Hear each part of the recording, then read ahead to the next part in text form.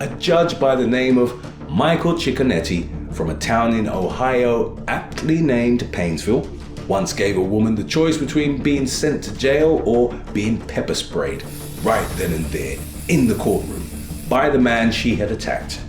The judge has a knack for handing out odd sentences. Another woman was once given the choice between spending 30 days in jail or walking 30 miles after she didn't pay a cab driver for a 30-mile trip. His most memorable sentence, according to himself, was forcing a woman to spend the night in the woods after she tried to abandon 35 kittens. April the 30th marks the day that Adolf Hitler committed suicide. Despite all the evil, Hitler is still commonly regarded as an animal lover. A bit odd if you ask me, because when Hitler questioned the potency of the cyanide pills that he was given by fellow high-ranking Nazi Heinrich Himmler, he instructed his doctor to test the pills on his supposed beloved German shepherd, Blondie. Blondie quickly died after being forced to consume one of the pills. Hitler had arranged for her 5 pups to be shot after his own death as well. Animal lover, huh? Pedro Lopez is a Colombian serial killer who was found guilty of murdering at least 110 girls in the 60s, 70s, and 80s. Arrested in 1980 in Ecuador, Lopez was released by the Ecuadorian government in 1998 to be handed over to Colombian authorities. Lopez was sent to a mental hospital, but after being declared sane, he was released on a $50 bail. Nobody knows why. Lopez himself claims to have killed at least 350 people. He absconded his bail and is a wanted fugitive to this day. In the 2006 edition of the Guinness World Records, Lopez was named as the most prolific serial killer in history. It's a common misconception that man-made impact on the environment started with the Industrial Revolution's en masse coal burning from the 18th century onward, but it actually began much earlier in the early 13th century, as he led his Mongol horde in a campaign of conquest. Genghis Khan inadvertently caused the first man-made cooling of the earth. Many of the areas he swept through were left depopulated, and thus the lands used for agriculture returned to forests.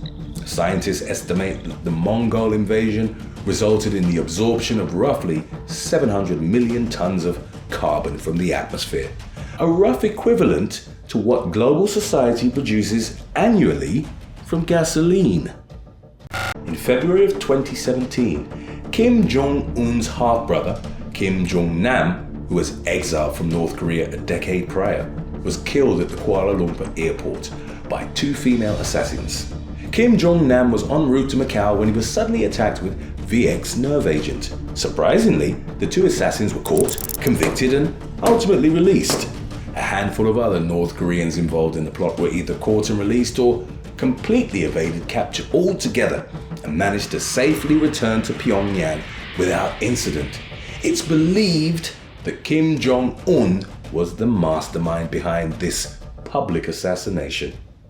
One night in January of 2022, while walking her dog in Toulouse, an unnamed French woman was punched in the back of the head and struck with a stick by an assailant.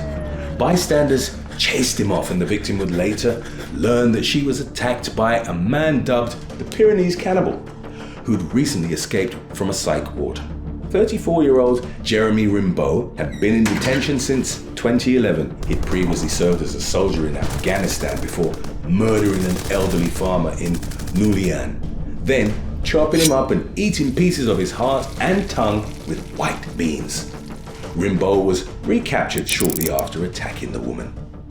In 2002, an Englishman was once issued a fine of £25 or roughly $32 by the Driver and Vehicle Licensing Agency, or the DVLA, for failing to send in a notification regarding his motorcycle. Now, rather than paying the fine, the 60-year-old from Suffolk demanded a trial by combat, asking the court to determine his innocence by letting him fight to the death against someone nominated by the licensing agency. He was even willing to take on an opponent armed with samurai swords, knives, or heavy hammers. The court ultimately interpreted this plea as not guilty, and in the end, court magistrates fined him an additional £200. During the American Civil War at the Battle of Spotsylvania Courthouse on May the 9th of 1864, Union General John Sedgwick was directing the placement of artillery against Confederate defenses. In defiance of enemy sharpshooters entrenched about 1,000 yards away, Sedgwick openly strode around, seeing his artillerymen cowering from the gunfire. He infamously boasted that the opposing forces couldn't hit an elephant at this distance. Battlefield reports indicate that he never finished his sentence when a projectile from a Whitworth rifle, regarded as the world's first sniper rifle, fatally struck him underneath his left eye. Sedgwick became the highest-ranking Union death of the war. Florida woman Fatima Milanovich, aged 46, tried to steal roughly $6 million in diamonds from Boca Raton's ECJ Lux collection in May of 2017. She had a pre-made package of fake stones, which was identical to the one found in the vault, and had planned to make the switch. Owner Bobby Yampoyski was already suspicious of Milanovich, as she'd previously visited the store claiming to represent a client but had brought no instruments to examine the diamonds. Yampoyski sprang into action after she'd kept trying to distract him while they were both in the vault. The owner locked Milanovich inside and called the police, who subsequently arrested her.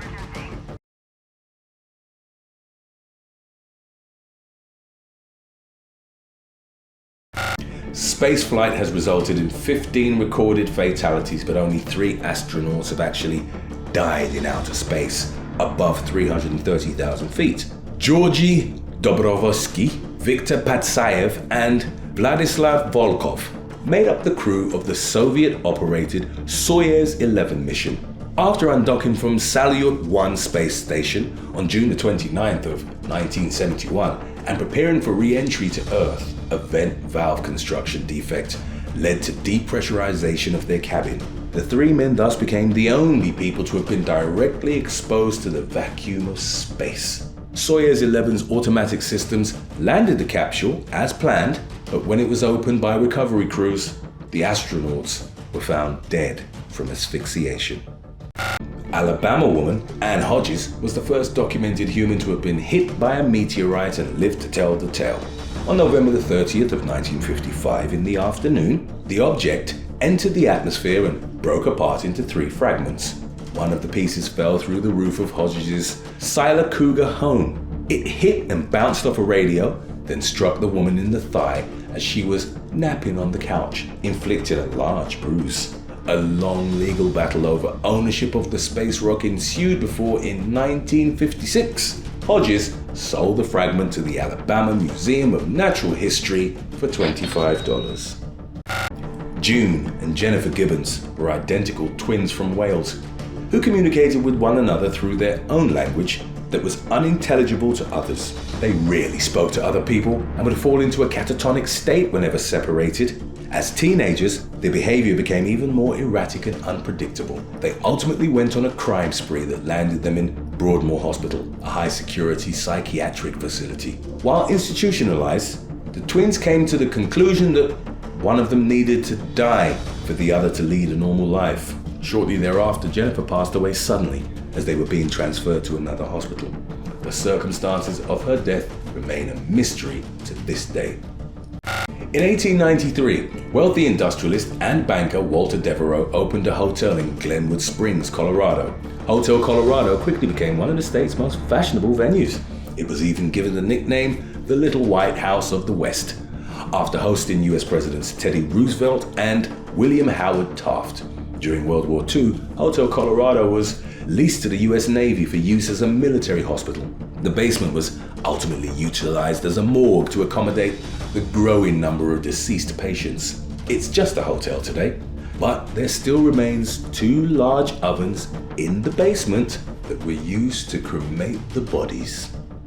Renee Lima Marin was sentenced to 98 years in prison in 2000 for robbing 2 video stores. In 2008, Lima Marin was mistakenly released because of a clerical error. 6 years later, in 2014, the error was discovered and he was arrested again in front of his newfound wife and children. In 2017, a judge ruled it was draconian to keep him behind bars, especially because Lima had been a model citizen ever since his release. Cuban-born Lima Marin was sent straight to an immigration detention center from which he was released a year later after winning his case in immigration court. Do you think Lima Marin deserves to be free? On July the 22nd of 1991, when the authorities searched serial killer Jeffrey Dahmer's apartment of horror, they found body parts from up to 11 of his victims. Some were preserved, including 2 complete skeletons for the creation of an altar. At one point, Dahmer had showered for a month with a corpse which he'd stored in his bathtub due to the overflow of body parts. Dahmer was also known to eat the remains of his victims, but for all his comfort with atrociousness, the serial killer had a particular distaste. He wouldn't eat body parts with tattoos on them, as he said the ink made the flesh taste peculiar.